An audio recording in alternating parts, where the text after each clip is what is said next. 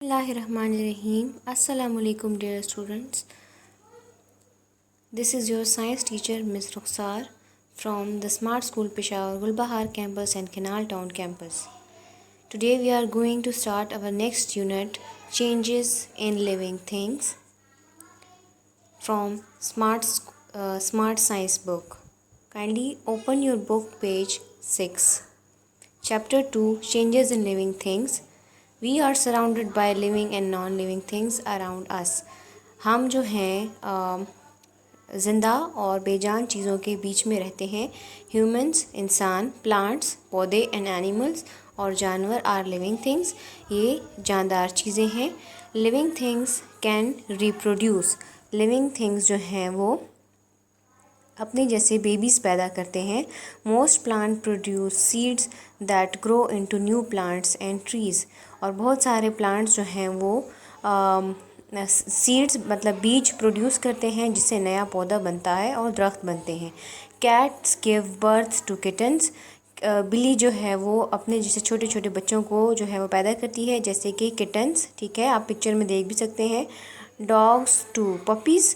Dogs जो हैं वो छोटे छोटे बच्चे जो हैं वो पैदा करते हैं जैसे कि puppies. And cows to calves etcetera. और काउस के जो बच्चे होते हैं उनको काव्स बोलते हैं. ठीक है, calf. An apple plant grows into an apple tree and a chicken grow into a hen. एक जो सेब का पौधा है वो बड़ा होकर सेब का दरख्त बन जाता है. और जो छोटा चिक है छोटा चूज़ा, वो बड़ा होकर एक मुर्गी बन जाता है. All offsprings resemble their parents to an extent. और सारे के सारे जो बच्चे होते हैं वो अपने पेरेंट्स से, अपने माँ बाप से कुछ हद तक या फिर मुकम्मल तौर पर मिलते हैं. रिजेंबल्स मतलब उनसे बिल्कुल मिलते जुलते हैं. हमने अपनी प्रीवियस जो है चैप्टर में भी पढ़ा था लिविंग थिंग्स का. ठीक है, नेक्स्ट पेज 7 पे लाइफ साइकिल ऑफ हैन. हमने अभी देखा कि चिक जो है वो बड़ा होकर हैन बन जाता है. तो अभी इसका हम लाइफ साइकिल पढ़ेंगे कि लाइफ साइकिल का मतलब कि एक चीज़ अपनी पूरी ज़िंदगी में कितने स्टेजेस से गुजरी है. वो पहले किस तरह थी, कुछ साल बाद वो कैसे लगने लगी, फिर उसके जब वो बड़ी हुई तो तब वो कैसे लगती थी. ठीक है, life cycle of hen. The hen lays eggs. मुर्गी अंडे देती है. Each egg has a big yellow yolk that contains all the food the chick needs while growing inside the egg shell. ठीक है, और हर जो एग अंडा देती है उसके अंदर जो है वो बहुत बड़ा जो है वो एग यॉक होता है. और हर अंडे के अंदर एक येलो कलर का एक पार्ट होता है जिसको हम जर्दी बोलते हैं उर्दू में, उसको हम इंग्लिश में यॉक बोलते हैं. और उस यॉक में सब फूड होता है, खाना होता है जो एक नए बेबी के लिए ज़रूरी होता है. ठीक है, बड़े होने के लिए. The yolk floats in the egg white. और जो ये एग यॉक है ये एक लिक्विड में जो है वो तैर रहा होता है जिसको हम एग वाइट बोलते हैं. विच प्रोटेक्ट्स इट. जो इसको प्रोटेक्ट करता है. ठीक है, अगर अंडा कभी टूट भी जाए तो आप देखते हैं कि यॉक वैसे ही होता है और वो जो वाइट लिक्विड होता है एग वाइट वो बह जाता है. ठीक है. The hen sits on the egg for 21 days. और जब मुर्गी उस पर 21 दिन तक बैठती है तब जो है वो छोटा जो चिकन है वो निकलता है. ठीक है, दिस इज़ कॉल्ड इंक्यूबेशन. और इस प्रोसेस को जो 21 दिन के लिए मुर्गी बैठती है अंडे पे, इसको इंक्यूबेशन कहते हैं. ठीक है, अब यहाँ पर आप देखें हैं यहाँ पर चिक्स हैं छोटे छोटे. फिर वो पहले हैन विद एग्स. हैन ने जो है अंडे दिए हैं, ये देखें हैन विद एग्स.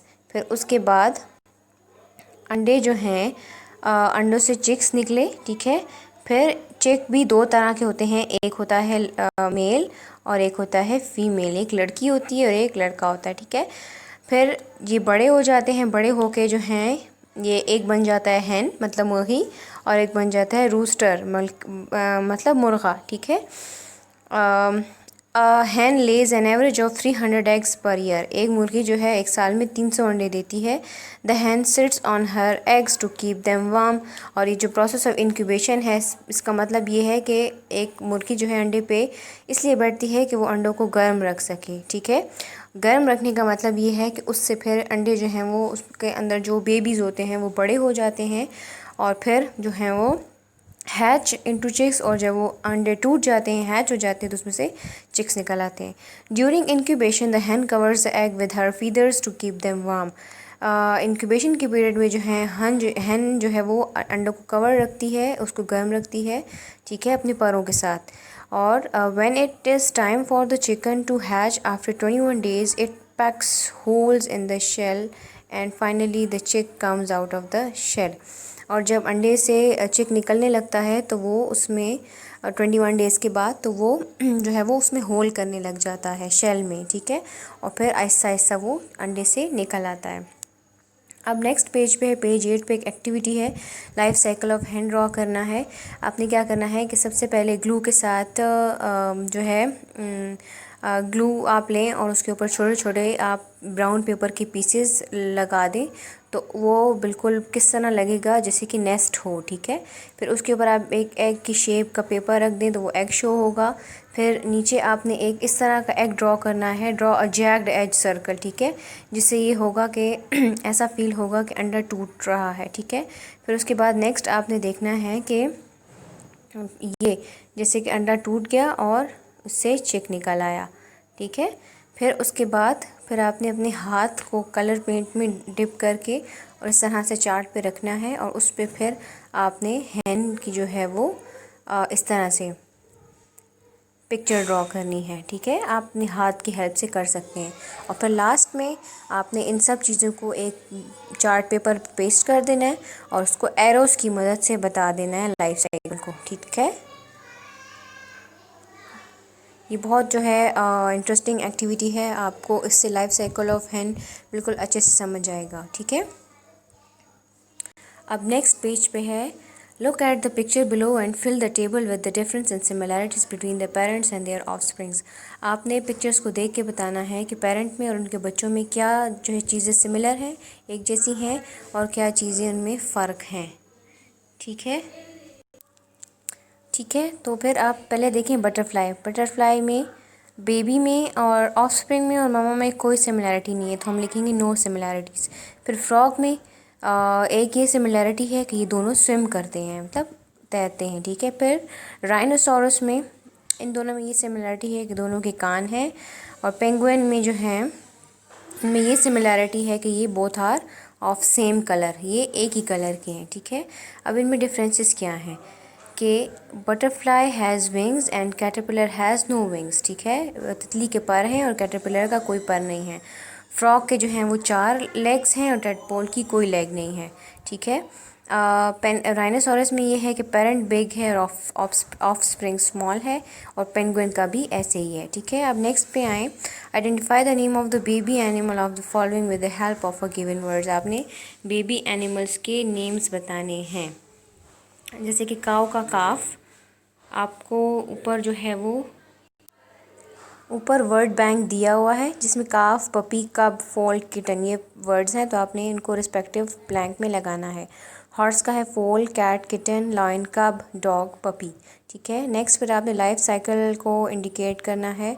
सबसे पहले आपने हैन को बताना है, फिर एग्स आते हैं, फिर हैचिंग होती है, फिर चिक निकलते हैं, फिर रूस्टर या हैन बन जाती है, ठीक है। तो आपको ये वर्ड्स वर्ड बैंक में दिए हैं, आपने वहीं से इसको सॉल्व करना है, ठीक है। ओके, यहाँ पर आपका चैप्टर फिनिश हो गया है। यही आपका एक्सरसाइज वर्क है। इंशाल्लाह नेक्स्ट वीडियो में हम आगे कंटिन्यू करेंगे। आप एक्टिविटी ज़रूर ड्रॉ करें और ज़रूर अपने पेरेंट्स की हेल्प से इसको सॉल्व करें, और फिर हम जब इंशाल्लाह जब स्कूल आएंगे तो इन एक्टिविटीज़ को हम क्लास में पेस्ट करेंगे। So till then, thank you so much and अल्लाह हाफिज़।